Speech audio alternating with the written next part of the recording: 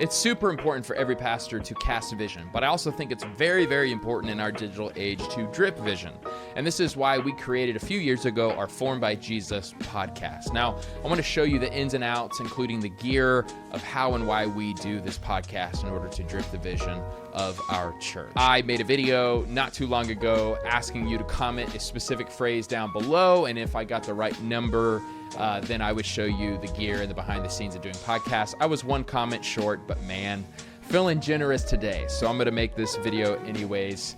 That'll probably discourage you from commenting ever again. You're going to get what you want anyways. Now, we have two different strategies for our Formed by Jesus podcast. First of all, our vision is we don't make attenders, we make disciples who reorient their lives to be formed by Jesus together for others. And so we created a whole website called formedbyjesus.com. There you will see our roadmap, our pathway for discipleship. And so we named our podcast the same, Formed by Jesus Podcast, which is available on Spotify and on YouTube. We do video because it's really important to capture video content so you can also share it in many different ways throughout the week. And honestly, more people listen to podcasts on YouTube than on audio formats these days. So it's just the way to go.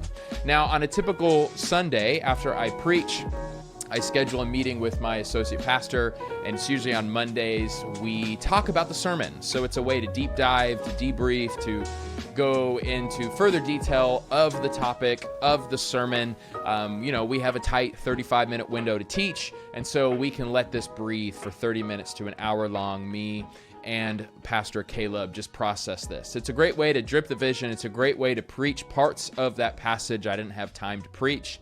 That's on a typical week. But 3 times a year, we set aside time to devote ourselves to a practice from the way of Jesus. We just finished up fasting. We're about to start prayer. And so after those 4 weeks of teaching, me and Pastor Caleb debrief and talk about on the following Monday what that teaching meant, ways to do the practice. But then, for Lord willing, the next 4 to 8 weeks, I interview people from our church about the actual practice and how they're implementing it into their lives. And so if you go to our website, formedbyjesus.com, click on any practice, scroll down, and you'll see me link out specific interviews about the topic. So if you go to fasting, you'll see me interview people from fasting. We just interviewed 5 people about fasting, and so these were great interviews from people all different walks of life. To us, and this is really important, just because I'm asking someone to join the podcast doesn't mean much of anything, right? It doesn't mean I'm giving them a title in our church. It's not a position of authority. It's, hey, we want to share stories from people at our church. You're one of them. And I know a lot of pastors kind of fear that. What if they leave? Well, you can always unlist it or private it later. So we just like to interview people. This isn't saying, hey, they're the teacher in this moment. No, they're just giving a testimony. Our system is we do the practice. We listen to our group leaders and ask, hey, who is really seeming to lean into this practice? Can you give me some names? So they give us names. We create a form on Planning Center, 5 simple questions about the practice. What was their experience before, during, after, those sorts of things. They fill out the form. From that form, we narrow down 4 to 6 interviews. Then my assistant schedules it, and we have the podcast. Really low key. It's not formal. It's like a podcast where we're just hanging out. So it's a great way to drip vision. It's a great way to celebrate wins. I've been amazed at the retention rate. I've been amazed at so many people in our church are listening to the podcast. I think you should do it. So if gear is the thing that's holding you back, here is the gear I use. I use a MacBook Pro because that's just better. I use a Rodecaster Duo.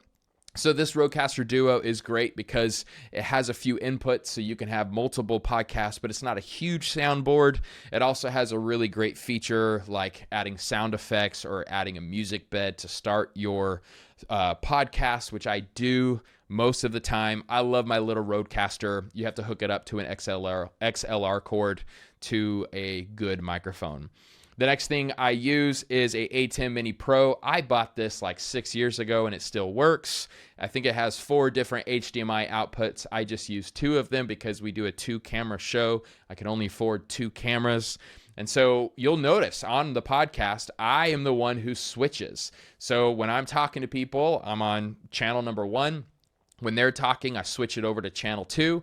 That way I don't have to edit anything in the background. It's just done after we are done recording. It's also a great signal I have found to the guests. They started to pick up on this cadence. Once I press the button again, they know it's their time to talk. So Lord willing, one day we'll probably have someone that runs the show for us. But right now it's here in my office, and that A10 Mini Pro is a game changer. Microphones, there's all sorts of great microphones out there. A few years ago, I invested in Shure SM7Bs. They seem to be the premier microphone that like people who do this for a living use. And so I actually use money from Patreon that I used to have for this channel many years ago. And I use it to buy 2 of these so we can have high quality interviews. And what's great is Shure SM7Bs, you can really, on the Rodecaster Duo, tighten them up where they just sound really nice for you. Also a fun win is these Rodecaster Duos eliminate the need for a cloud lifter.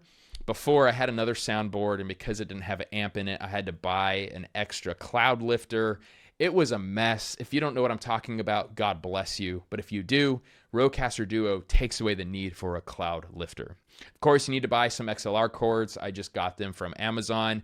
Get them as short as possible because you don't want them so long and just wires or, cords hanging around everywhere around your desk. Headphones, make sure that guests are actually talking loud enough into the mic, and so I always give them the option to wear these Audio Technicas. Then I want to highlight the swivel arm. It's a Rode PSA-1 swivel mount. All of this will be linked down below. This is really helpful because it can make the guest really comfortable. They can kind of move and the microphone can move with them. For the camera, we're actually using Sony A7 IVs.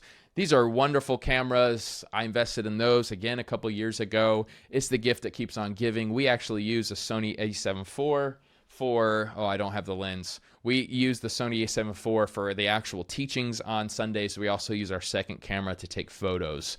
And I just can't say enough about Sony's. I think they're the best. It's more of an expensive camera.